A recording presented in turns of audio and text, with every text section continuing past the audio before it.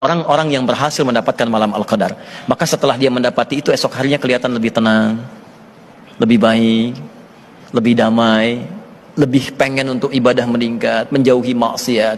Karena kalau Allah sedang mencintai seorang hamba dan diampuni dosanya, maka yang pertama dilakukan akan menjaga dia dari perbuatan maksiat. Yang kedua, dibuat dia senang berbuat baik, meninggalkan keburukan, meningkatkan kebaikannya. Maka jika Anda sudah mendapatkan itu keesokan harinya, maka berbahagialah. Boleh jadi Allah kirimkan malam Al-Qadar untuk Anda pada saat itu. Jelas insya Allah? Baik, kalau jelas kita coba simpulkan. Yang pertama, di antara sifat sayang Allah kepada hamba adalah kasih Allah yang selalu ingin menjadikan hamba mudah ke surga.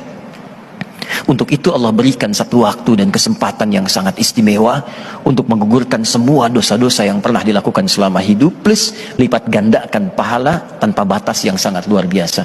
Maka di antara waktu itu